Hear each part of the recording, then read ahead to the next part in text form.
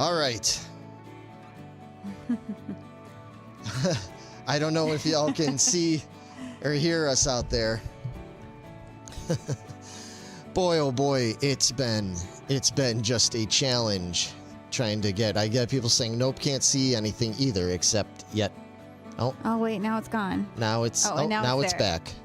Well, look, we're gonna see how this goes. Yeah, we'll try this. If this keeps cutting in and out, then we may end up having to just record it and put it out later because I have absolutely no idea why this is not working, because on our end it looks like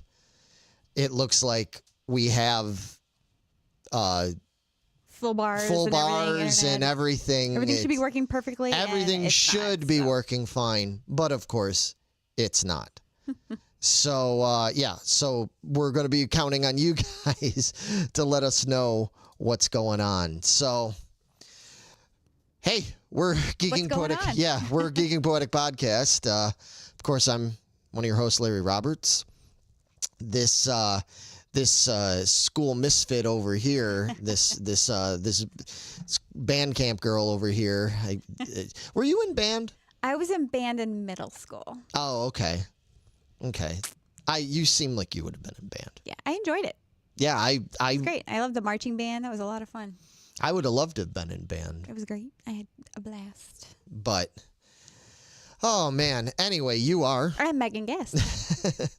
And if you can't tell by our kind of silly backdrop we've got here, this whole classroom motif, we are here to talk about our favorite school movies. Yep. Since it's that time of year. It is. I think a bunch of kids went to school this week. Yeah, it's ridiculous. What happened to the summer?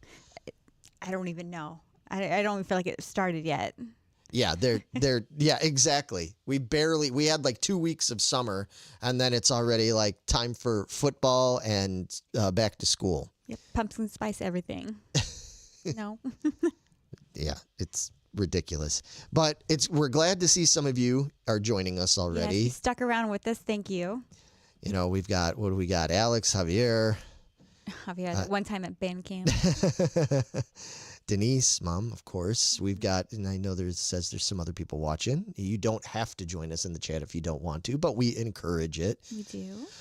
So anyway, yeah, there's not really much to say. I would like to go over some parameters that I set just for myself. We usually kind of set our own personal parameters when choosing the top 5, because especially with this one, there was a lot to choose from. There was. I didn't think there would be that many until I got started. I was like, oh, I'm going to have to set some guidelines for myself here. Yeah. And then I promptly broke some of them. Did you? Well, what were your guidelines? So I chose movies that are not told by like the adult perspective, like by the teachers or principal's perspective. Okay. For the most part. Again, I have some that are kind of flubbing the line a little bit, and I'll explain why I still decided to keep them later. Okay. So, but that was my main parameter. Okay. So what I set for my parameter was that, and it's a fine line with this parameter, but I needed the movie in order to be in my top 5. I needed the movie to be one that really focused on the school to a large degree. Okay. Like the school had to be something that really matters. Like there has to be a significant amount of the action and story has to take place in the school. It had to be something where the school really is almost like a character in and of itself to a certain degree, if that makes sense. So, for example, I'll throw some things out there just so that'll kind of, I guess, spoil it for you that it's not going to be in my list. Now, there's movies that are absolute favorites of mine that I've talked about plenty that could have easily fit into this list, but I did not include them. A couple, just as examples, would be Ferris Bueller's Day Off. Now, it's about high school kids. It's about them cutting school for the day and everything. It's it's about, we said lost video. Lost video. All Uh-oh. right. Hopefully it'll All be right. back. Well, yeah. Oh, no, we're back. Okay. It's going to cut in and out, guys. This might be an in and out kind of thing. So, and I'm not talking about the burger stand either.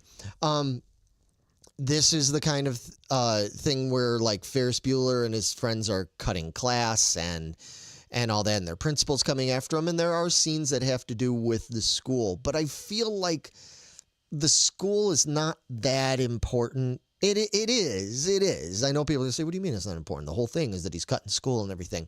But the really memorable stuff about this movie is all the shit they do. You know what I mean? Going to the museum and stealing the car and the baseball game and the parade and everything. That's really the setting of this movie. And school kind of ends up being sort of a side note. Yeah, I had one like that. I had Girls Just Want to Have Fun. Okay. Where I was like, oh, and I started thinking about, I was like, oh no, most of it takes place outside of the school. Right. So I was like, okay, maybe that'd be an honorable mention, maybe. Right. And same thing with another movie that's a longtime favorite of mine, like American Graffiti. American Graffiti is about them, it's the end of the summer. These kids they're going to be going off to school. It's about leaving high school behind. I mean, there's even scenes where they go back to the high school, for the dance at the beginning of the movie and all that kind of stuff. So school does factor in. And whether it's this or Ferris Bueller, either one of those stories if somebody told me, well, those are in my top 5, I don't argue it, because they are in essence school movies. Right. But for me, I needed the school to be, in order to basically I had to do this in order to narrow it down because I had like 20 choices. I did have another stipulation for myself. It could not be like fantastical or magical behind it, like Monsters Inc. University. Or Harry Potter. Anything like that. I had to cut those out. That's like a whole different genre for me. I agree. And I actually kind of did the same thing. Did you? Okay. Oh, yeah. Because, I adore the Monsters movies, and I adore Harry Potter. Huge Harry Potter fan. But, yeah, I feel like those could be in their own separate category, like if we wanted to do like fantasy school movie kind of thing, like there's a whole other category for that. So I cut those out. And so for my top 5, I did it where I felt like you couldn't take them. One last thing that is, for example, one that I really hemmed and hawed, or actually 2 that I really hemmed and hawed about. It's funny, I'm kind of doing my honorable mentions first almost. Yeah, you are. But 2 that I really hemmed and hawed about was Dazed and Confused and Fast Times at Ridgemont High. Both of those, even in the case of Fast Times at Ridgemont High School is in the title of the damn movie. Right. Now, either one of those, I feel like absolutely could be in this list. But when I really sat down and thought about it, I said, okay, Dazed and Confused. Yes, it's all about last day of school, and what it means. And there's school is very important in that movie. But what really makes the movie tick and the action and the great scenes and all that stuff, 95% of it has nothing to do with school. It's all the stuff that they were doing, going on the beer run and going to the arcade and going to the forest to party. And like it.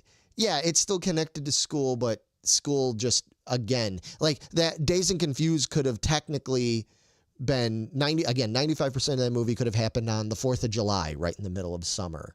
And it could have basically been the same movie. Okay. So that was like the sort of thing. And same thing with Ridgemont High, even though there is school aspects to it, Mr. Hand and Spicoli in class. Those are great scenes. But I feel like so much of that movie, again, happens outside of school, and school is just sort of like a side thing that connects these people.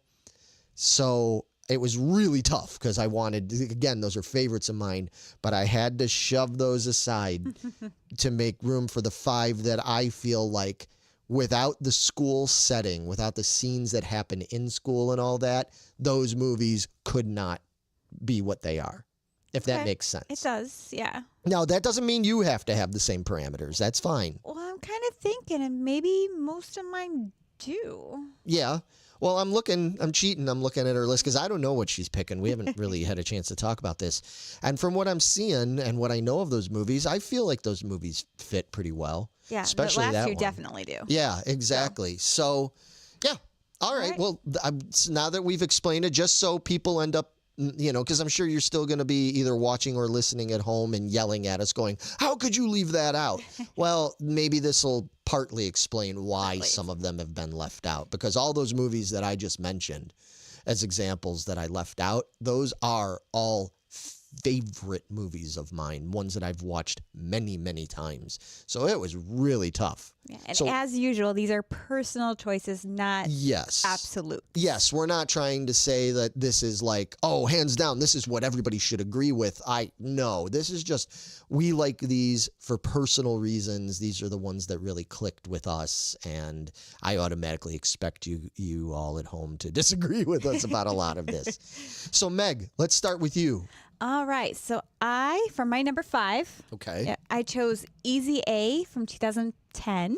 I've never seen it. I'm vaguely familiar with it. So I just came across scrolling through Netflix or Prime or something. I was like, oh, well, this looks kind of interesting. I love Emma Stone. So yeah, Emma Stone's great. Yeah, I love her. So I checked it out. It has a lot of big names. Penn Badgley in there. Amanda Bynes. Lisa Kudrow's in it. I'm a big fan of Lisa Kudrow. Yeah. She's a smaller part. She's actually a guidance counselor. She's got another school semi-related movie with Romy and Michelle. And I love that High one school. too. I saw it at the theater. That's one of my favorite movies. Yeah, that's why I had to cut that one out, because that's told from the adult perspective. Right. Okay, makes sense. So I had to give that one the boot because I was considering it. I was considering it too, but I gave it the boot because, again, the school aspect of it is a minor player in the ultimate storyline, right? So this movie is about Emma Stone exaggerating grossly her weekend to her best friend, and while she's talking about it, the mean girl Amanda Bynes overhears it and then quickly spreads rumors around the school that she is sleeping around, that she's Easy A. Okay. That's hence the title. The name. Gotcha. And it kind of builds off the Scarlet Letter, because she puts the big red A on her, and she it starts spreading around the school. It's like, oh, she's Easy, she's a slut and stuff like that. She's like, you know what? Watch this, and she just owns it. She's like, oh yeah, I'm gonna, you can't get to me. I'm gonna own it. And she starts dressing all provocatively and stuff, and it leads to her it's like, smart. I wish I would have thought about this when I was in high school, and this kind of came up with me, is owning it instead of denying everything. Because of course it was all a lie. Right. She never slept with anybody. Right.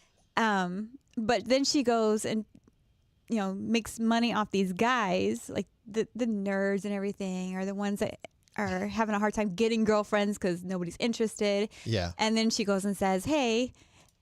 Yeah, all the payments. Like she's Javier says, I love all the payments and gift cards. That's funny. And she kind of tells like, oh, they were great lovers and stuff like that. And then that boosts them to get more dates for themselves. I see. So she's kind of helping out her fellow students. Gotcha. That's clever. There. So I was like, damn, that was smart thinking. But of course, as it does, everything backfires on her or blows up in her face, gets too big for her. And, but I won't go any further from there. You're gonna have to watch the movie, but that's like the gist of the movie, and it's. I thought it was pretty freaking funny and genius. I wish I thought of it. That sounds really good. Yeah, now I'm interested in seeing it. It's one of those ones that kind of flew under my radar. But Amanda Bynes is okay, but like I said, Lisa Kudrow and Emma Stone, definitely a fan of Emma Stone and everything. And that sounds like so cute in this movie. That sounds like a good role for her. Yes, she owned it. That's fun. Loved it. All right.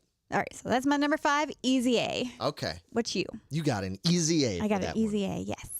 All right, my number 5. So again, the number 5 slot was the tough slot. The other 4 movies I was able to pretty confidently choose, but this number 5 was the one I rotated through. At one point, Dazed and Confused was in there.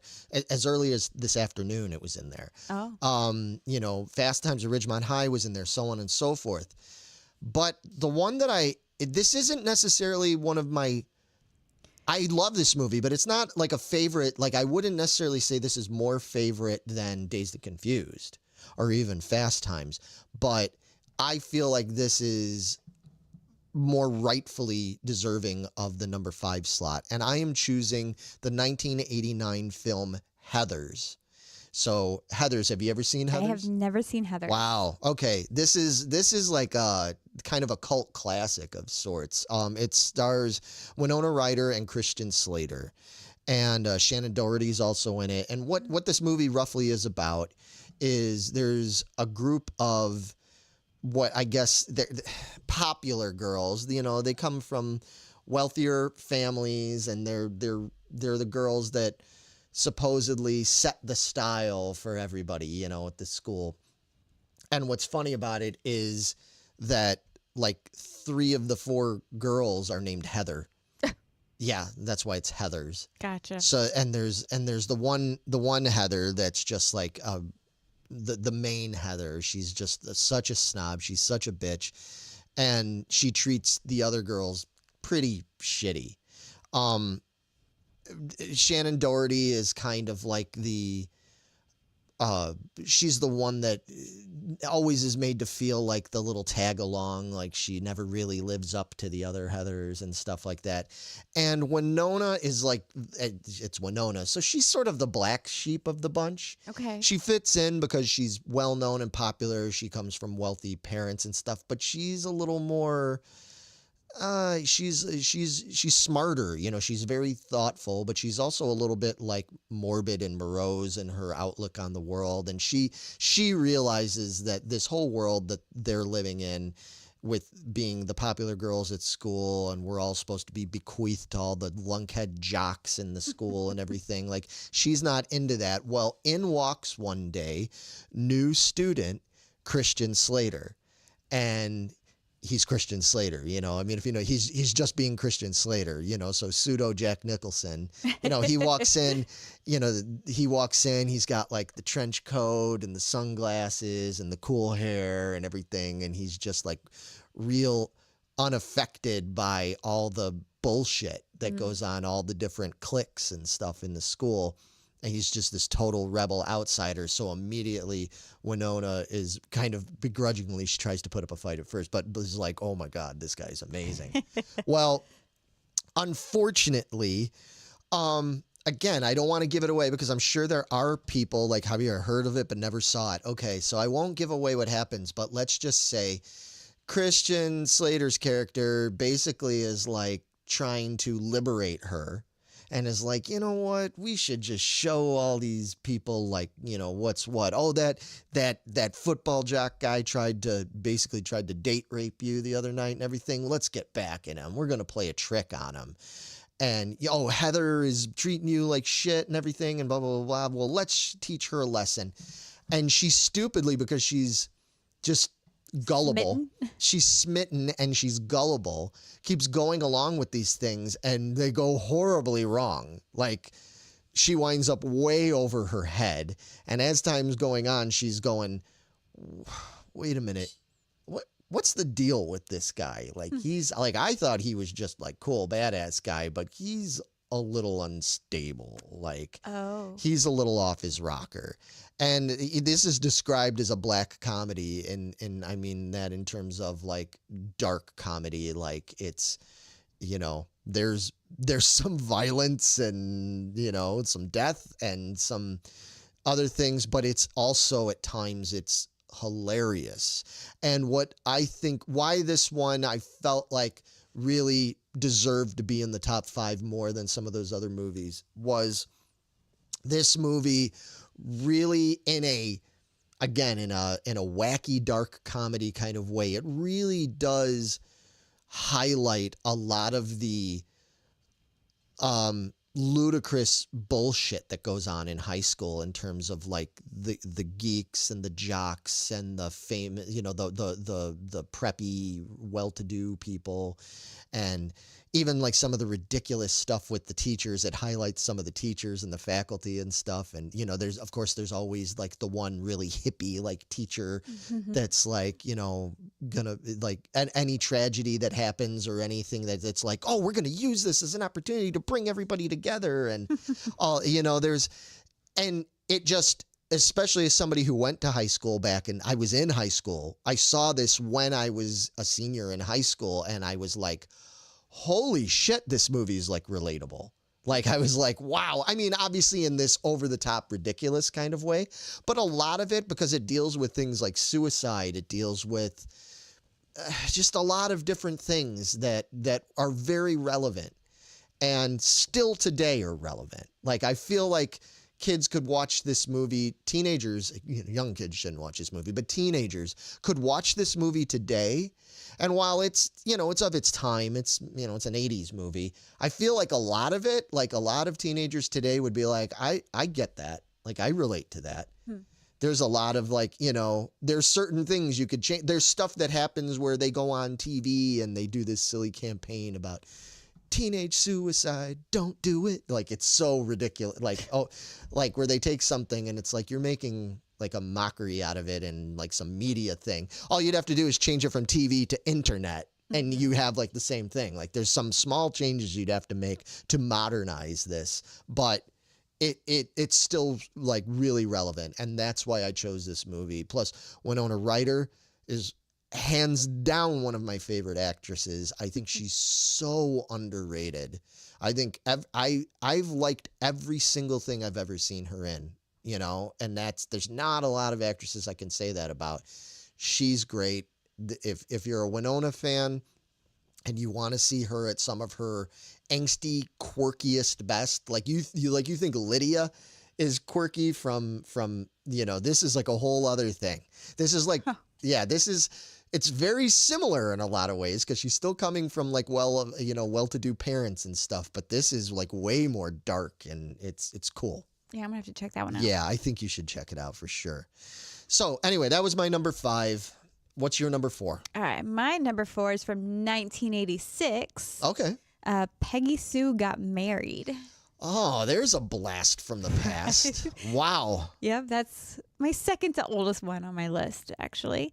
Wow. But this Kathleen Turner, Nicolas Cage, Helen Hunt, Jim Carrey, Catherine Hicks. I mean, Jesus Christ. It had a great cast. That's an amazing cast. Francis Ford Coppola. It's a Coppola movie. Yep. Yeah, it sure is.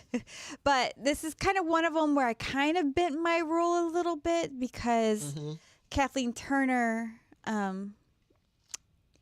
Well, she's an adult. She's an adult, and she's going to her class reunion begrudgingly. Right. And she hits her head or something. She goes back falls, in time. and she ends up going back in time. Yeah. So then, like, the movie is told from her as a teenager. I mean, she looks like her adult self, but she's a teenager. Right. Isn't it the whole thing is that in the movie she still looks like Kathleen Turner, but to everybody else that's supposed to be seeing her, they're seeing her like she was when she was 17 or whatever. Yeah. And then she has to act to her parents and everything and her younger sister that she's a teenager still. Right.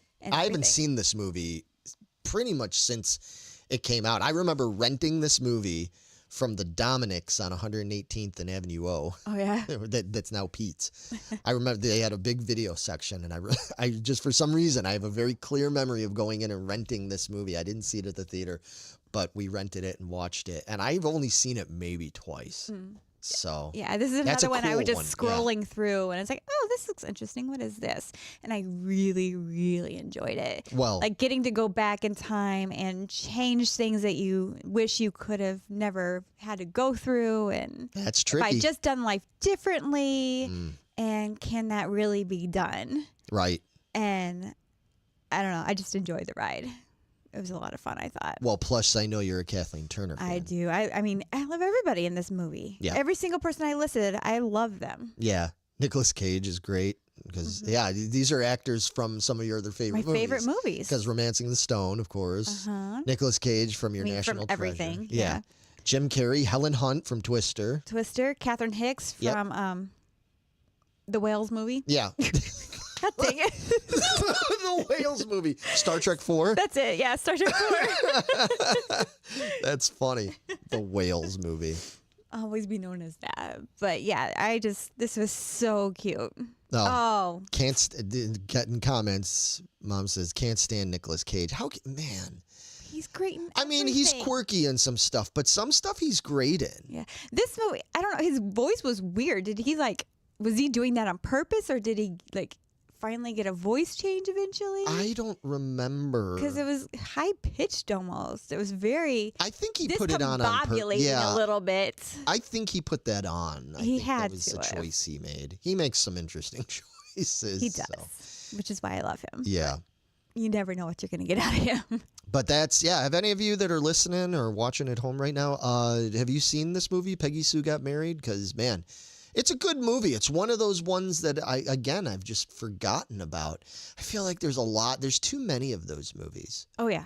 That's why this took forever to narrow down. Yeah. There's too many of those great movies that are just kind of forgotten. So it's cool that you're highlighting that.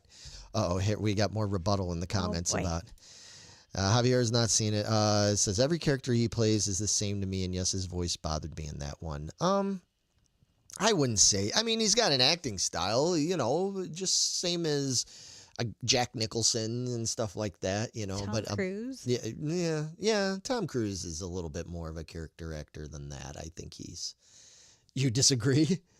I don't know. I'm not saying I love Tom Cruise. Yeah, Tom Cruise is one of my favorites. People shit all over him, and it's not fair. But anyway, I disagree. Going on. Whitney. So I would say I was debating juggling here, but no, I'm going to leave my number 4 where it's at. Okay, All right. Yeah, my number 4 is a 1978 comedy, another comedy. Most of my movies here are comedies for the most part. It is a 1978 movie. It was directed by John Landis, very well-known director. This was written by Harold Ramis and other writers from the magazine National Lampoon. Mm-hmm. If that isn't giving you a pretty big hint as to what this movie is. Mm-hmm. It is National Lampoon's Animal House. Know it. So, have you seen this movie? I have. Okay. Do you like this movie? Yeah, I had a feeling you were going to say... had a feeling that was going to be your take on it. I think it's a brilliant movie. I mean, it's still one of those movies that's very quotable even today. It's a movie that my mom can probably should be able to attest to, although she has a bad memory for these things. That I watched this movie way too young, of course. Yeah. Now Javier says, but it's not a high school movie. Okay. Well, we never said this was a high school thing. This is just school. Yes, we did not specify what kind of school. Yeah, this is just school. It could be grade school for that matter. Or it could be a trade school. So yeah, people are coming in with the comments and stuff. Yeah, forgot about animals. Toga. Yeah, that's exactly. There's so many things about this movie that I think, to me as growing up, like this really built into my head what I thought college was like. You know what I mean? Like I really thought college was, and I guess it is to a degree. I mean, if you're into the whole fraternity thing, like if you pledge a fraternity and you're going that era of college, not like what you did when you went to college, where you just went to college. Like yeah, I just went and took my classes, went home. Yeah, exactly. Yeah, so I just think that this is a near perfect movie in almost every way. The cast is incredible. Of course, you've got Belushi, Tom Halsey, Donald Sutherland, Tim Matheson, John Vernon is incredible as Dean Warmer. Like he is so good in this movie. I don't even really know what to say about it, and other than just that it's incredibly funny. It's got incredible music to it. They even threw in a little bit of drama in there with Boone and Katie and stuff with Karen Allen, another actress we like because of her Indiana Jones connection and everything. Javier says so many jaw-dropping moments. Yeah, and it's one of those movies that there's aspects of this movie you can't probably get away with nowadays. It's definitely one of those, but it's still so funny. I mean, and as much as I love the Blues Brothers, I have to say that this is probably got to be Belushi's like defining moment. I mean, his acting, and this was such a breakout for him. This is the one where he pops the zit, right? Yeah, I'm a zit. Get it? Yeah, in the cafeteria with the food fight, and oh man, the whole thing, the whole scene with the toga party, the parade. I cannot go to any kind of parade thing. When I went to Pierogi Fest a couple weeks ago, and I was standing there watching the parade and watching our buddy Matt in his drunken parade and everything, sitting in there, the whole time I was at that parade, all I kept thinking about was the end scene of this movie, you know, and I cut the cake, coming in with that car that they decorated to look like a tank, and how they just completely demolished the parade and everything. That I was brilliant. It's such a funny movie, and again, while not a lot of this, I mean, there is a fair amount of it, but not a lot of it necessarily takes place in the classrooms per se. Mm-hmm. It does take place, like, it's all centered around the school. It's all centered around, again, them pledging the fraternity, bringing in the new people, having the parties constantly trying to dodge the dean, all this kind of stuff. To me, this is like, I know there have been a lot of other, you know, you've had your Van Wilders and even like older, like Old School, and you've got like all these other like college movies that came later. But to me, this is the definitive college movie. Like, to me, this is like this is what all other college comedy movies that came later. This is the grandfather. Yeah, they owe this movie. You know, they owe it to this movie. So that's why Animal House ranks in there. And yeah, again, the fact that I saw this when I was 6 years old, you know, that probably factors in. It's part of my DNA. I had no business. I had no business watching this when I was 6 years old. The funny part about it is the language and stuff in this movie is so bad. There's so much bad language in this movie. And my parents used to tell me when there was like the nude scenes, the couple of nude scenes in there, I had to cover my eyes. I couldn't watch. But I didn't have to cover my ears. I could hear everything. I didn't understand what the fuck they were talking about. But as you can tell by my current vernacular, that it definitely fucking influenced the way I speak now. Because, yeah. You know? Good Lord. Yeah.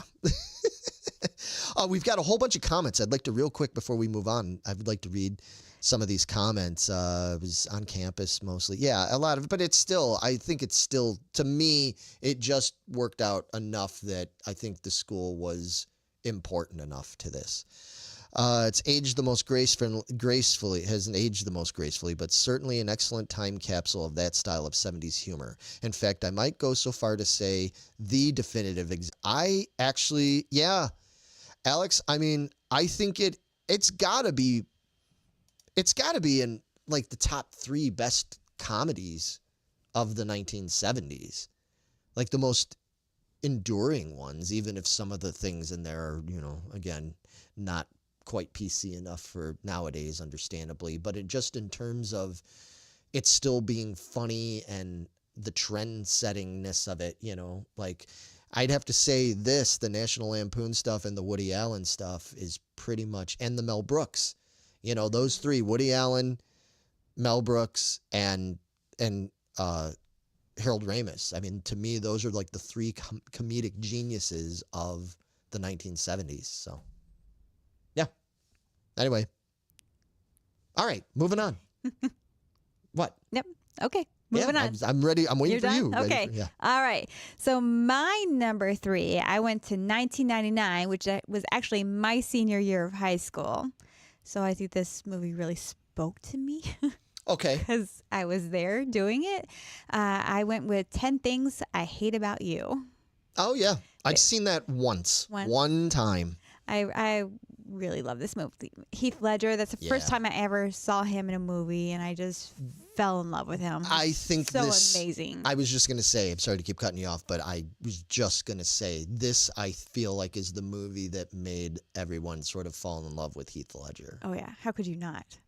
Well, I don't know, because yeah, I'm not into Heath Ledger, but, you know. Well, he's amazing. Julia Stiles is in it. Joseph Gordon-Levitt. I'm a big Joseph Gordon-Levitt fan, man. He's great. 500 Days of Summer, what do you call it? Inception, all that. Yeah, he's awesome. Yeah, he's great. Larissa Olenek, I don't know how to say her name.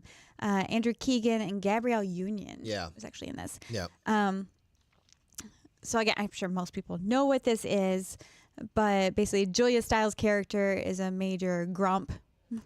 She doesn't get along with anybody. Like at one point they say, hey, can we make her cat take her Midol before we start class today, because she's just so moody all the time. And Larissa's character, Bianca, is her sister, and she's not allowed to date anybody. So she's like really popular. She's not allowed to date until her sister dates, which Dad knows is just not going to be ever, because she just has zero interest in any of that mess. Okay. So Larissa's character comes up with a plan. Say, hey, let's get my sister hooked up with a guy so I can start dating. She wants to date Andrew Keegan's guy, Joey. But Jordan, I can't even say this. What is wrong with me? Joseph Gordon-Levitt's character, Cameron, wants to date Larissa's character. So he's like trying to make it work out too, so he could date the sister. But Heath Ledger's character comes into play, so they basically pay him to take Julia Stiles out, and everything ensues from there, good and bad. So of course she starts falling for him and everything, and he like does this. I don't know. Part of my favorite scenes are when he comes out singing to her. And is like acting all goofy and everything like that in the stands where everybody could see him in the school. And I just thought, I was like, oh, like that's amazing. That would be so cool to have happen. You know, it's like you're like this big tough, broody guy and everything like that. But then he can just let it all go. He's like, you know what? I don't fucking care what everybody thinks of me. Right. I'm going to do what I need to get this girl. I was like, oh yes, please. Can I have that happen to me? I would love that. So. That's funny. And then, of course, her scene where she's doing the poem of the things she hates about him. Right. And how she starts crying in the middle of it, which apparently it was not in the script for her to cry at that point. She was just got so caught up in the moment she started crying. Oh, I didn't know. So the director kept it in there since it was so poignant. That's nice. When she ran out and everything. So, those are two very big defining scenes for this movie. And I don't know. It just spoke to me because I was right there at that age. I was like, oh, I want this to happen to me. So. With an arrow? With the arrow. So. Okay. That was my number 3 choice. Yeah. And I think, to me, I feel like that is one of those ones along with, what's the other one from that era? Is it Mean Girls? Mean Girls? Yeah, that's kind of a school-y movie. Like, I feel like that's... those are defining school movies for that generation, for like your generation, you know, because you and I have a pretty big age difference there. Yeah. She's all that or something, or that's yeah. That yep, that's Javier just said that she's all that. Yeah. Yep. That's what I'm thinking of. Yeah, and that's, you know, obviously by the time those movies came out, you know, I was yeah, that was way past you. I graduated high school in 1990. Way past you. I'm old. You graduated high school in what, 99? 99. Yeah, so that's almost a decade's difference. So that's why there's obviously some difference here. But that's cool. That's what I like about this. I love that we have different perspectives. 10 Things I Hate About You is one of those movies that I kind of half-assedly watched once. I thought that, and there was stuff I thought was funny and stuff I thought was cute. And it was always one of those ones that I'm like, you know, one of these days I need to sit down and just like properly watch this. And I never have. Yeah, so, I haven't actually watched it in a long time, and this just makes me want to go do that right now. Yeah, yeah. Let's wrap this up. I'm going to go watch it. Okay. All right. See you, everybody. No, I'm just kidding. You don't need to know our 2 and 3s. Yeah. And 1s. No, I think they want to know. Oh, all right, fine. Are all you right. you want to move on? Yep, moving Okay. on. So my number 3 is a movie that I came out in, I would have swore this came out in 84, but now that I think about it, it must have been 85. I'm going to look it up real quick because yeah, early 85. Okay, that's why I have that connotation. It was the early part of 85. And this is one of those, again, just one of those defining high school movies, especially if you were a kid in the mid 80s. And it's a John Hughes movie, because if I didn't have one John Hughes movie, you know, Could we even keep doing this if we didn't have one of them on that would be here? pretty ridiculous, because I mean, you know, it's a John Hughes movie, and it's not Weird Science, even though I think That's surprising. I love Weird Science. That movie is hilarious. Wow. But again, school was not that important, although it's got a couple of great school scenes in there. Okay. And it's not 16 Candles, even though 16 Candles is probably my favorite of the bunch. But 16 Candles is another one where I feel like a lot of it doesn't happen in the school, although school's very important to that movie. So it could by all rights be in here. Okay. But 16 Candles is also one of those ones that I've kind of come to realize in recent years, especially. Boy, we were just talking about how like Animal House has not aged well. 16 Candles really hasn't aged well. There's a lot of aspects of that movie that now as an adult, I'm like, ugh, like I can't. There's certain aspects of that movie that's tough to get through now because I have a different outlook on right and wrong and things and stuff like that. So even though I still do technically love that movie, I was just like, eh. And when I really thought about it, my choice, I felt like really belongs, even though it's not as favorite to me as 16 Candles.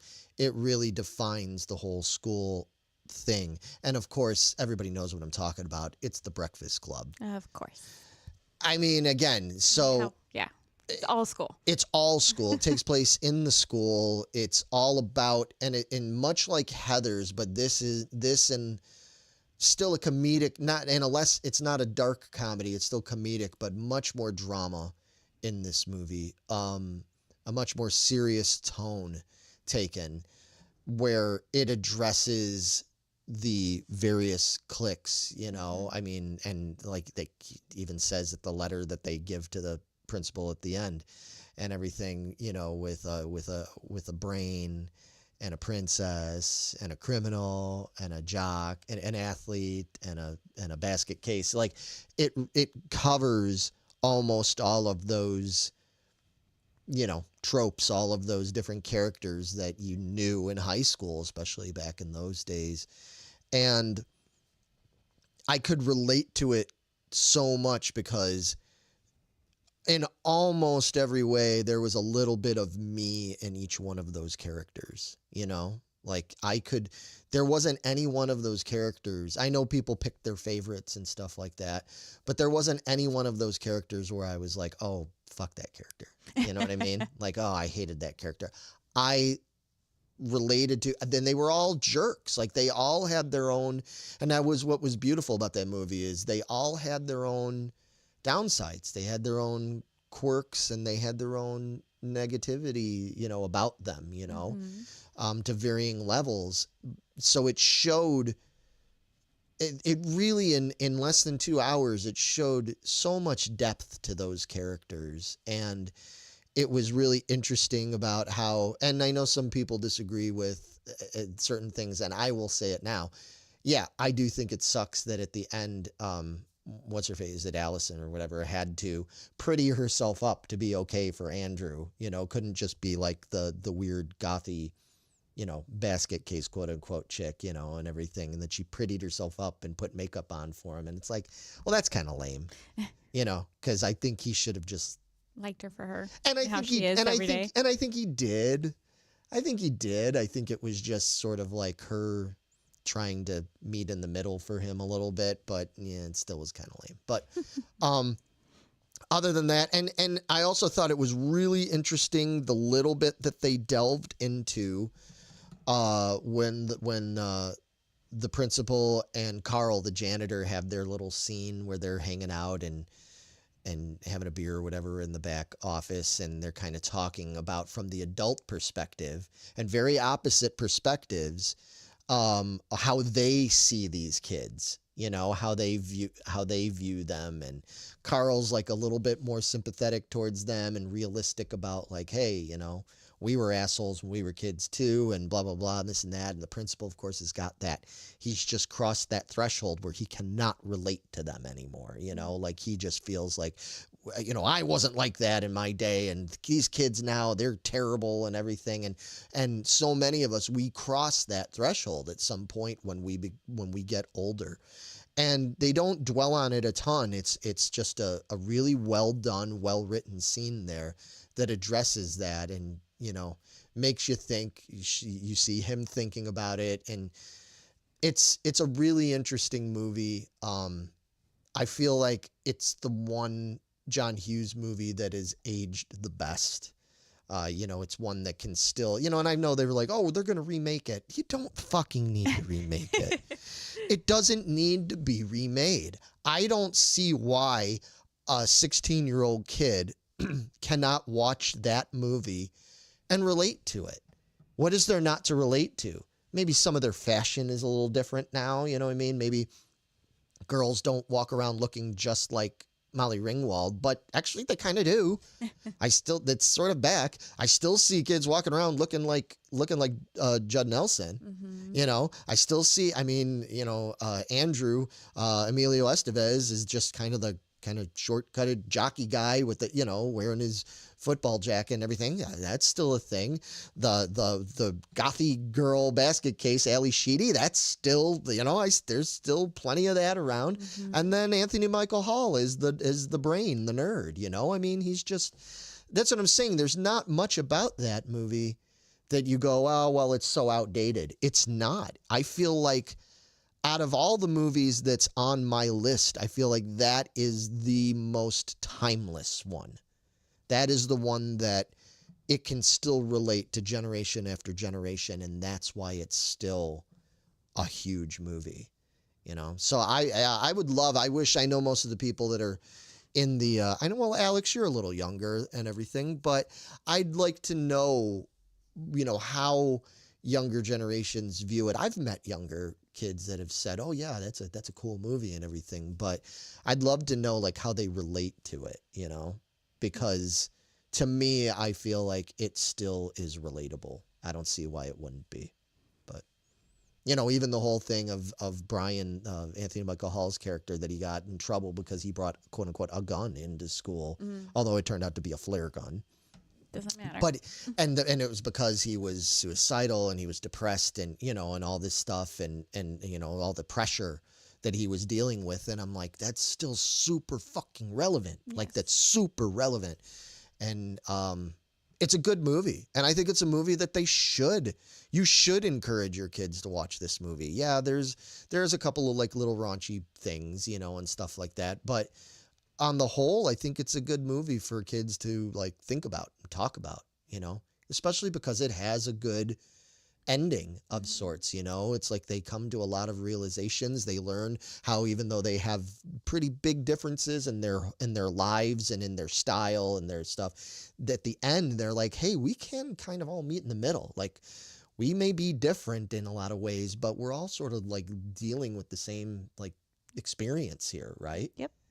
So anyway, yeah, so that's my number 3. And honestly, these top 3 any one of them could have been number 1, but for personal reasons, I put this at number 3 because I've got 2 other movies that me personally, I just love that much more. Okay. So yeah, anyway, sorry, I went on a long tangent about that one, but next 2 I won't as much because I've talked about them a little bit in the past. Okay, So. that was a great choice, though. Okay. That is a really good movie. Good. Real quick before we move on. Alex has said a couple things, if you don't mind me reading. Nope, go ahead. Because we were talking about comedy, and he brought up something really cool here in the chat a little bit ago. He said, as his brother, who's a stand-up comic, says, quote, comedy always faces an uphill battle when it comes to aging, because so much humor is rooted in the observations of the world at the time it was created. And that's true. I mean, you know, there's a lot of things back then that people say, well, that's not funny now, either because maybe it's inappropriate or people just don't get the humor of it and everything. And it's like, it's relevant to what was going on at the time. And sometimes the stuff that was going on at the time wasn't cool, you know what I mean? But people could relate to it. And sometimes some of the things that seem like it's like bad humor, where they're like, oh, they shouldn't be joking about that, or that's a little racy, that's a little, a lot of times it was people's humor, oftentimes is people's way of dealing with things. Yes. It's kind of the need to take the piss out of things, so to speak, in order to sort of deal with what is going on. I mean, you can't make a movie like Blazing Saddles today. Oh, no.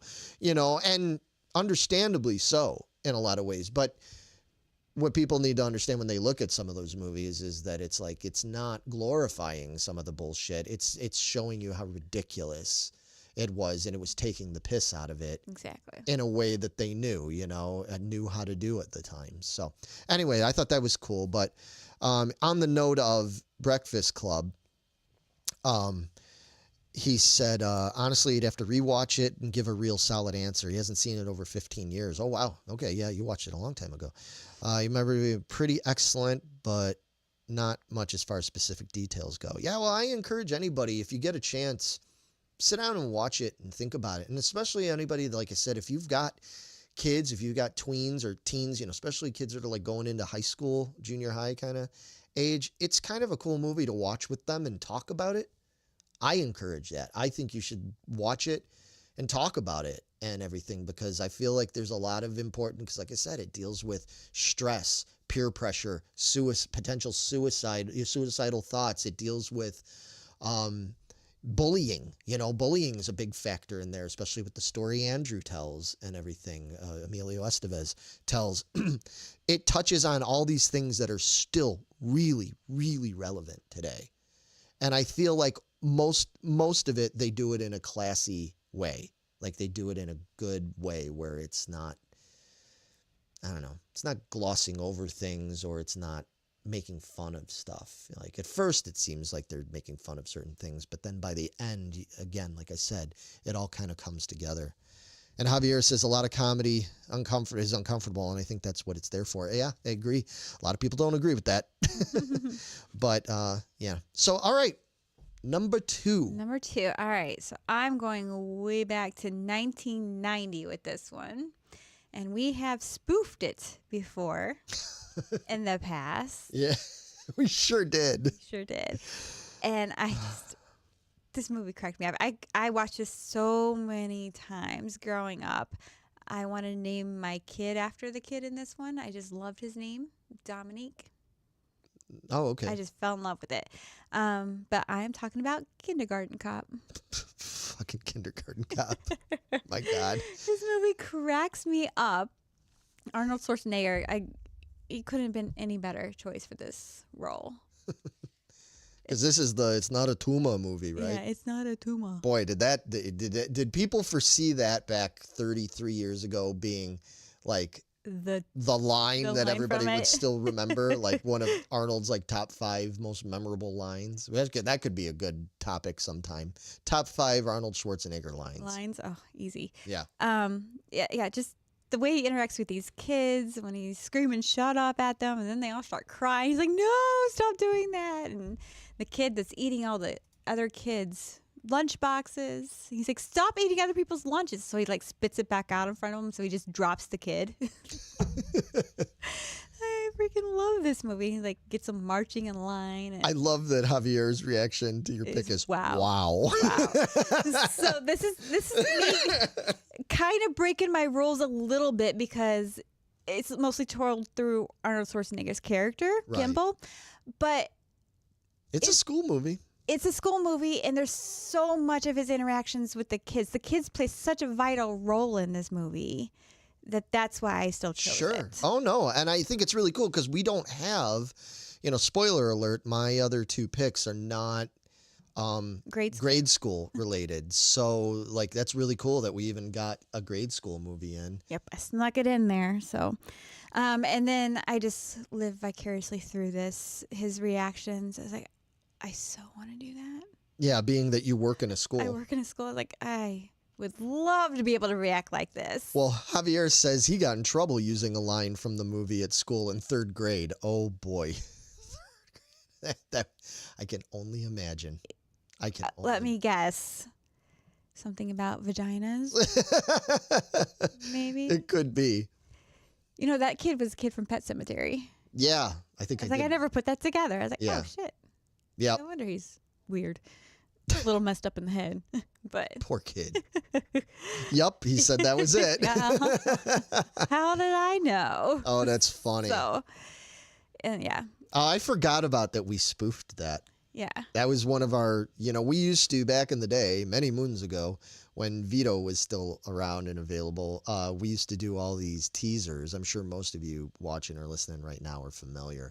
But we used to do what we called teaser videos that were usually connected to Our topic for the month. our top 5 topics. So if we were doing, top 5 Arnold Schwarzenegger movies, we would do what we called teaser videos where we would do like spoofs of some of Arnold's movies and stuff. And we used to have so much fun with that. I completely forgot that we did the Kindergarten Cop one.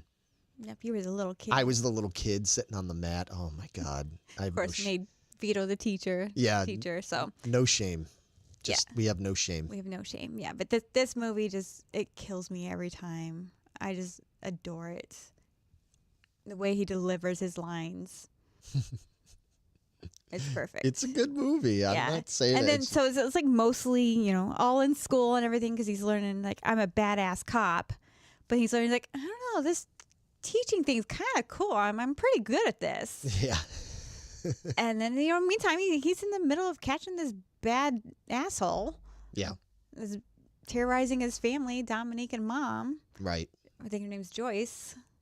So, and then falls in love with her, and yeah, I loved it. Still love it. Holds up well in my book. Oh, yeah.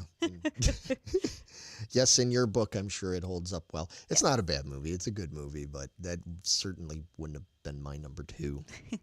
I had to put it up there because, again, I was like researching and everything. I get it. And as I was doing, I was like, Yeah.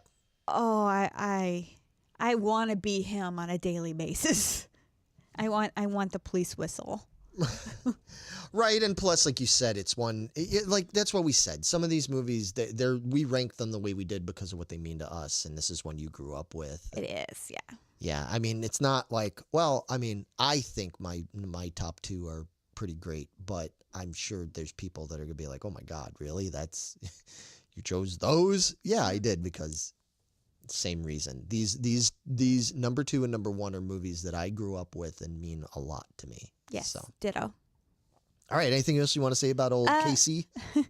Nope, I'm going to go Casey. Let's move on to your number 2. Yeah, he says, Javier says he was right in that stretch of family comedy movies. Yeah, that's true. Yeah, that was that whole period when Arnold went like that. Yeah, he did 3 movies actually with Ivan Reitman? yes. Yeah, thank you. well, he's got, Javier says, Twins, Junior. Yeah, Twins, Junior. Oh, God, Junior. Wow. Last Action Hero, that's a favorite of mine. And Jingle All the Way, that's a good movie, too. Yeah, so the trifecta was Twins, Junior, and Kindergarten Cop. And he's like, just loved putting them in situations that was unusual. Ridiculous for him, yeah. Ridiculous, yeah. So. Yeah. And It again, worked. I mean, it love really Twins. worked. Twins is one of my favorite movies. Yeah, that's a good movie. So. That's a good movie. Okay. I'm here for all those. So, all right, you're number 2. Yep. All right. So my number 2, this could have been my number 1, but my number 1 just very slightly eked out over it. It is from 1978. It's a musical. You'll notice in a lot of my movies that I list here, the music is actually in all 5 of them. Music doesn't really factor into Heathers, but in the other 4 movies, music is a factor. It is Grease. That's my number 2. Well, that's funny because that happens to be my number 1, so we get a twofer. Oh, geez, I'm sorry I stole your thunder. You stole my thunder. Ah. Dang it. Well, we'll just do all our talking about Grease now. Yep, let's do it now. Okay, so Grease, I mean, what is there to say about Grease? Obviously, it started out as a stage production, a Broadway show. It was adapted by Alan Carr, who was quite a character, producer guy in the 70s and stuff. But God bless him, man. Like he took a chance on this kind of silly story. And it was at that time, it was really good timing, because in the late 70s there, just like we have now, where we always go back there, we go through phases where something becomes cool again. In the 1970s, the 50s became cool again. It kind of started with things like American Graffiti, really brought that back, although I believe that's set in 62. But there was a whole bunch of movies that came out at that time that focused on the school days of people who were now middle-aged in the late 70s, focused on their school days from the late 50s, early 60s. And there were things like The Wanderers, there was American Graffiti, and then, but by far the most popular and still enduring today. I mean, people still love this movie. They go crazy when you start breaking into it in your games and stuff like that. Like, yes. Yeah. What she's referring to is like when I do my cover band gigs, a lot of times, for fun, sometimes people say something or they'll shout it out thinking they're being funny, or sometimes it'll just come to my head and I'll randomly start doing it. I'll randomly start playing songs from Grease. You did Grease 2 the other night. I did do Grease 2. And spoiler alert, Grease 2 is not on my list. And yeah, I know. I did not put Grease 2 on here. And I couldn't put Grease and Grease 2. I know most people hate Grease 2. They say it's a bad movie. It kind of is a bad movie. But yeah, I know you hate it. I do. But I absolutely love that movie. I grew up with that movie. It's so ridiculous. It's so silly and over the top and everything. And my buddies and I just, we knew it was like a dumb movie, but we loved it anyway, you know? So I have a strong affinity for Grease 2 personally, but I could not with any clear conscience put that in my top 5 of greatest school movies of all time. I think it's one of my personal favorites, but come on, I'm not insane. Well, mostly, but anyway, Grease. Yeah. I mean, what do we say about Grease? First of all, that was one of those, that was the first soundtrack that I really, really connected with as a kid. Like, I mean, obviously I loved, wait, hang on. I got to say, Javier says 99% of the world dislikes Grease 2. I know. In this case, I'm a 1%er, yeah, I'm kind of nuts, I guess. I'm the Grease 2 1%er. I know, but again, had I not grown up with that movie, had it not come out when I was 9 years old and me and my buddies saw it and everything, I doubt I'd feel the same way I do about it, but it was just one of those things. Anyway, getting back to regular Grease though, it's an incredible cast. Mm-hmm. It really evokes a feeling. And I think for a lot of people, especially when we get into movies about school, so many of us want to, although we can't always, want to remember those days in this kind of like rose-tinted glasses looking back, fondly sort of way. And this movie just encapsulates that like perfectly. Yes. I thought this is what high school was going to be like. I was so excited. This is going to be amazing. I wanted to carry the books like she did. Oh my God, Javier, did you just say, oh man, you're going to upset some people. It's like watching Return to Oz, just real bad. Return to Oz is fucking outstanding. That's an outstanding movie. Kind of bad, and I get it, but it's outstanding. It's so good. Have you ever seen it? I think I've saw it once. Okay. I don't remember. Well, we're going to save that for a whole other day, actually. We're going to save that for another time. Okay. But anyway, yeah, you were saying that you thought it was going to be like how high school was going to be. I did. I didn't know. I was really young. I'm with you. Right. I'm with you. I was right there. I was like, this is how it's going to be. This is amazing. Right. Cool cars, cool jackets. You're going to go to a dance and it's going to be on TV. Right. And like, yeah, and everything is just going to be kind of like fun and bright and colorful and yeah. And badass. It wasn't. Yeah, it wasn't. It was not. No, Yeah. no. I had the same same reaction, and that exemplifies my number 2 and my number 1, especially my number 1. I was very disappointed that my number 1 didn't end up truly exemplifying my high school years, but I'm not going to get ahead of myself. Oh, I think I know what it is now. Yeah. So yeah, this is Life is Not a Musical, but it should be, Javier. It should. It should be in a our musical. hearts, in our heads. And I think it is. I think it's just like, but if we bust out into just song and dancing, that's when everybody thinks we're crazy, like Tom Cruise jumping on the couch because he's so excited, kind of thing. Yeah. And I get that, I get that. But I do feel like there could be more. There could be more of that. I'm constantly, because of how I am, like my head is always like a musical. You always break out in song. Yeah, I have the Always. benefit of being a musician, so most of the time I can do that. But I am still like, I could be walking down the street, I could be driving, I'm You always do it on the podcast all the time. Yeah, I do. I know. You do it everywhere. I know. And I don't think there's anything wrong with that. I think that if things were a little bit more like Grease, and again, let's face facts, Grease is a very rose-tinted way of looking back, even to the late 50s, early 60s, because things weren't all wonderful like that. And, the gangs were not the T-Birds, you know what I mean? They weren't these like doofy guys that, with squirt guns in their pockets and stuff like that. Yeah, it was way more grim than that. So, it's a great movie. I'll talk all night about Grease if you want to, but we probably shouldn't. No. I think it's for being as the complete contrast of Breakfast Club, where I think Breakfast Club is a more realistic, in a lot of ways, look at people and kids and the pressures and the things they have to deal with and all that kind of stuff. I think this is the complete opposite. This is like the idyllic look at high school life and making it all rosy and pretty and,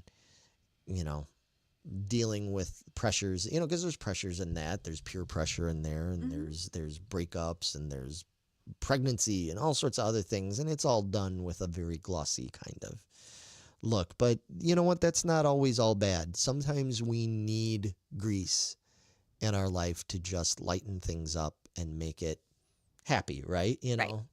And that's why people still love singing those songs. People get excited when you bust into You're the One That I Want or Summer Nights. Those are just such fun songs, and everybody can sing along. And I feel like on the times when I've done those songs, like when I've been at a gig and all of a sudden I bust into Summer Nights and I look and everybody's singing along. It could be younger people, older people. It could be guys that look like me. It could be whatever. And everybody busts into it because it's one of those moments where people are like, this is really fun that we get to do what we were just talking about. We get to just burst into this. And for 2 minutes, we're going to pretend like we're in it, And that's what makes this movie great. I agree. And that's why it's your number 1. 1,000%. This absolutely. All right. So then what do we got? We just got my number 1. Your number 1. Okay. We're at the end, folks. Yeah. So my number 1 is a movie. Again, if you've watched or listened to us in the past, it's not going to be a huge shock because I've talked about this movie quite a few times. And it's a movie that meant a lot to me. This movie has so much to do with who I am as a person. Like, this influenced so much about my style and what I wanted to do with my life and everything. Because, and again, I don't want to repeat, because I know a few years ago I've talked about this when we did our top 20 movies of all time. Sorry, there's a little gnat flying around here. I talked about this in our top 20 movies of all time thing, so I'll try not to go on and on about it. But this is the movie that made me actually go, oh, I want to do that. I want, as much as I was a music fan and I'd already been to concerts and I was a Kiss fan and a Cheap Trick fan and a Journey and REO fan and all these other things, all this music and all that stuff. It wasn't until I saw this movie that I was like, oh, I want to do that. Like that, it seemed more attainable to me because even though I still put the band in this movie on a pedestal, it felt more street. And it was just something I could relate to. And the band I'm talking about is New York City's The Ramones. And the movie I'm talking about is Rock and Roll High School from 1979. That makes total sense. Yeah, it's a Roger Corman film. I'm sure a bunch of you probably have never even seen this movie, or maybe you've only seen parts of it and stuff. It's definitely the most cult movie on my list. But this was the movie that made me want to do what I do, because I saw the Ramones in there and they just had jeans and hair in their eyes and leather jackets, and their songs were all like short 2-minute punk rock bursts, but they weren't like British punk rock. Like this was American punk rock. Like it was still it was so heavy, but it was based in old-timey rock and roll. That's what half the songs the Ramones were doing were covers of old songs from the 50s and 60s. They were doing Surfin' Bird and Let's Dance. Yeah. That was the Ramones, but they were doing it all in this modern heavy chainsaw guitar kind of way, thumping drums and everything. And the whole crux of the movie is about how all these high school kids are just infatuated with it, the most being Riff Randall, PJ Soul's character, and everything, and she just worships them and has these like fantasy sequences about them and everything. And I was just like, and then at the end, spoiler alert, I'm going to spoil this one if you don't know, at the end, the Ramones show up at the high school and like complete bedlam ensues and they take over the school. And I was like, I want it at 9 years old, or 8 or 9. I was 8 actually, 8 going on 9 when I saw this. I was like, I want to do that. I figured it out. This is what I want to do. Like I want to be Johnny Ramone or Joey or whatever, like I want to do this. Like I can do this. I can relate to this. This is like super heavy, because at the time, it was the early 80s. I was getting into heavier stuff, rock, heavy rock stuff. Loved my Journey and Kiss and Van Halen and all that. But that all seemed like otherworldly to me. You know what I mean? Like I couldn't be in Kiss. Right. I worshipped Kiss, but I couldn't be in them. I couldn't be in Van Halen. Those, David Lee Roth and Eddie Van Halen seemed like they were on another level. Steve Perry, I couldn't do that, although now I do sing Steve Perry songs. So how about that? How about those apples, huh? But anyway, but the Ramones was something that was so simple and street and everything that I could relate to it. And like I said, and then the fact that Riff Randall was like totally in love with them and following them around, and then, going to the concert, and they weren't playing on some big ass, huge Kiss type stage. They were playing at the Palladium or whatever it was, in front of like, maybe 1,000 kids, if that, on a cool stage. And it was just so raw. And I was like, oh, I want to do this. Like, this is it. Like, okay, this is it for me. I can get these songs. It's 3 chords. That's it. And that really impacted on me. And then later, when I got sent to an all-boys Catholic school for high school for 2 years that I absolutely hated with every fiber of my being, then all I could think about was relating to this movie of like, I wish I could just have a band and come in here and take over the school and just burn the fucker down. That's what I wanted to do. I want to play a concert in front of all these, like, at the end have some girl on my arm, kissing on me. I'm going to be singing this fucking song, and then we're going to blow this fucking school up. Well, that never happened. That never happened. And thankfully, by junior year, I ended up going to a really awesome school in Whiting, Indiana, where we are right now. Mm-hmm. I ended up going to a really awesome school with a bunch of really awesome people, and I never wanted to do anything bad to the school. Well, there was a little of an epilogue there with that too, but we'll get to that another time. But anyway, so this is just a movie that means a lot to me. It was the movie that taught me about school rebellion, I guess, you know, even though I was never really a rebel. Like I said, in my head, I was angsty and mad, but it was just the whole rebelliousness. Like I said, Grease was such a fluffy, kind of nice, old schooly. That was my parents' high school. You know what I mean? Mm-hmm. That wasn't my high school as much as I loved it. But rock and roll high school was exemplary of where I thought, you know, I was heading. This was the 70s. Good. This was going into 1980s. This was where high school was going. And yeah, this movie means a lot to me. Plus, it has another one that has a fucking outstanding soundtrack. Mm-hmm. It's got Paul McCartney and Wings on there. It's got So It Goes by Nick Lowe on there, which is in my top 5 favorite songs of all time. And that's saying something. So, because I like a lot of songs. So I discovered that in there. I discovered Devo from this soundtrack. I discovered Lou Reed from this sound. It was the first time I ever heard Lou Reed and the Velvet Underground was on this soundtrack and everything. Like, so much about this movie just opened up the world for me.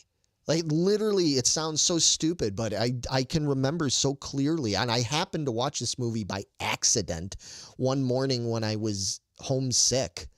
And I watched it by accident on pay television. It wasn't even cable. It was pay television. It was on Spectrum or whatever.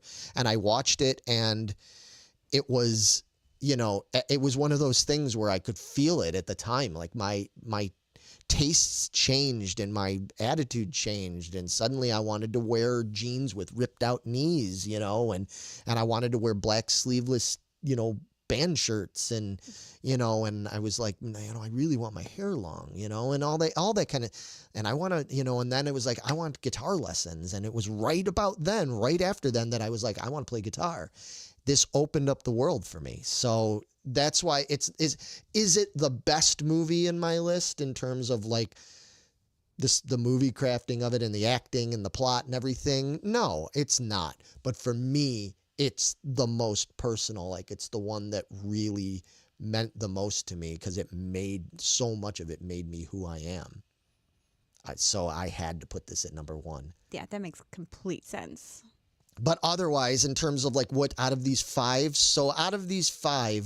if you had to choose only one movie and like that you were like, I'm going to watch all the time, out of your 5, what would be the one you would watch all the time? I think I have to go Grease. That would probably be mine. Yeah, I think that would be mine as well. We got a whole bunch. I was rambling on, so we got a whole bunch of comments here, and let's see. Well, it started out with Alex saying, Larry, years ago now, we had a talk about what a great video topic loathed movies we love would be for Geeking Poetic. Yeah, this is reminding me of that. Yeah, getting into the Grease 2 and the Return to Oz. Alex, that would be, well, you know what, man, maybe I'm adding it to our list. we add it to the list, and we'll have to talk. Maybe if you're willing, maybe we'll have you be our third in that. Maybe we'll have you phone in and let us know what some of your choices for that would be, because that could be a lot of fun. Alex, you sang on TV, yeah, when you did you actually sang November's Doom stuff and they cut it out. That's funny. Wow. Oh, because of copyright laws. No, it makes sense, dude. If I tried to put up a video of me singing a November's Doom song, I will get a warning from YouTube being like, oh, you're breaking copyright. I wrote the fucking song. It's my song. Oh, but this belongs to BMG. My ass, it does. Yeah. So anyway, I appreciate the effort, buddy. But yeah, it's a problem. Tribal Python. Trick or Treat was more of my high school years. Absolutely. Well, that was when I was in high school. That was actually what I dealt with, because I started high school in 1986, and I went and saw Trick or Treat at the theater at the beginning of my freshman year. And me and my buddies almost got into a fist fight with some preppy asshole kids that went to that movie the same night.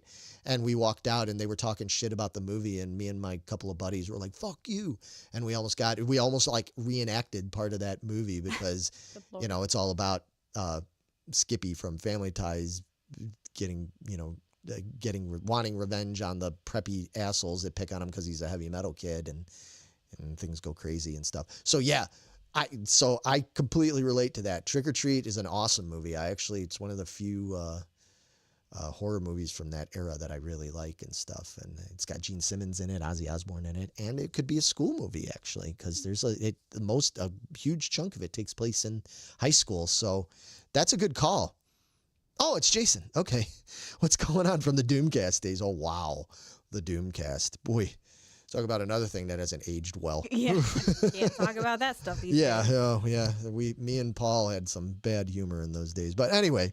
There's some of it was You fun. still do. You just don't air it. Yeah, well, no, we've grown a lot since then. Okay. Alex says, I feel like School of Rock was very much what you're describing for my generation. Yeah, School of Rock, I feel like is, that's a really good movie. It obviously well after my time and stuff, but boy, talk about a movie that now, I mean, I know people who run School of Rock schools and stuff that was kind of connected to and everything. School of Rock is great. Like, I think it's so cool that actually, how cool, here I wished that Rock and Roll High School could have been more reality for me. I think it's great that kids can see a movie like School of Rock and then literally be like, hey mom, I want to go to School of Rock. And they fucking can. Yeah. That's awesome. Like, that's super cool. Like, kids have all these really cool advantages. You have all these camps that you can go to now, like rock and roll camps where you've got big rock stars go there to jam and teach kids stuff and everything. It's like, oh my God, I would have been all over that when I was a kid. I wouldn't have known what to do with myself if I would be like, oh, Larry, we're going to send you to a camp and Neil Sean from Journey is going to be there and, whatever, Rick Springfield's going to be there and everything. I'd have been like, holy shit. Yeah. So kids have it great now when it comes to that stuff, man. So that's really cool. But anyway, yeah, Jason, I agree that would be an exemplary movie for our generation. Trick or Treat is definitely a good one. Do you have any honorable mentions you want to mention, Matt? I just had one that I was going back and forth debating. Like I said, I had the Girls Just Want to Have Fun. Right. But my other one was Freaky Friday with Jamie Lee Curtis and Lindsay Lohan, where they switch bodies to get to understand the other one. Right. But again, that kind of had the magical aspect to it, with the does. fortune cookie and everything. So yeah, save that's why that. I kind of had to bump it out of there, but I really enjoy that one too. That one cracks me up. Yeah, save that one because, like I said, if we do in the future do more magical ones, more like a magical school kind of thing, because there's a lot that could apply to that. Oh gosh, yeah. I was surprised. I was like, oh, am I going to have any movies left? Yeah. After I made this choice. Yeah, exactly. Yep. So those were my couple I had. Okay. I've mentioned so many. I don't think I need to mention Nope, anymore. I'm cutting you off. Yeah. I mentioned all my honorables. Excuse me. But anyway, all right, guys. Man, thank you so much for tuning in. We're really sorry about all the technical issues and glitches we had at the beginning. It looks like, seems like it worked itself out. It seems worked itself out. I don't know what the hell was going on, but I'll try to edit maybe some of the glitchy stuff before I upload this to our podcast, our Podbean account and everything. And I just want to remind people that we do, in addition to having the YouTube channel here, we do have all of our shows, most of our shows. Sometimes when we do the more show and telly kind of stuff, like when I'm showing off opening toys and stuff, I don't upload those for audio because there's not as much to listen to. It's more visual. But we do have all of this stuff available to listen to via Podbean, so you can find it on Spotify and Stitcher and all those. I think Audible. It's on all of the audio platforms. So Alex says, happy I was able to catch this. Thanks for the stream, guys. No, thank you all of you guys for sticking around. And the one last thing I'd like to ask of all of you, we don't want money. We don't make any money off of this. We don't want, anything other than, please, if you haven't already, like and subscribe to our channel. We've been doing this for over 5 years now, on and off, and it's still a struggle trying to just get people to simply click like or to subscribe. Subscribing is a big thing, We're not looking for, like I said, your dollars or anything, other than that. And share this. Like, if you have friends or family or whomever that you think like, oh, you know, somebody would be really into this, even if it's just one episode, somebody would be really into this topic, please by all means share it and spread the word, you know, because we're doing this is about as grassroots as it gets, man. We're we don't have any means of promo other than we just put this out there into the ether. Here it is. Here it is, and you know, it's all raw and ready for you. So any help you can throw our way, we appreciate it. And if you can't do that, or if you've already done it, it's cool too. We will be back soon. Yeah. We've got, for those that maybe don't know, we've got the Geeking Squad podcast up and running again. We took a sabbatical from that for quite a while, and we put out the episode was it Friday, Saturday? Last week. Yeah, last week. So next week we'll have the new one coming out because we are going to do it every 2 weeks, and we're going to make it regular, damn it. Hell of high water. We're doing it. Yeah, exactly. We want to do it regular, and we've already got all sorts of really good stuff to talk about. We are ready for next week. So, and join us on Facebook in the Geeking Squad group. It's free and open for pretty much anybody to join.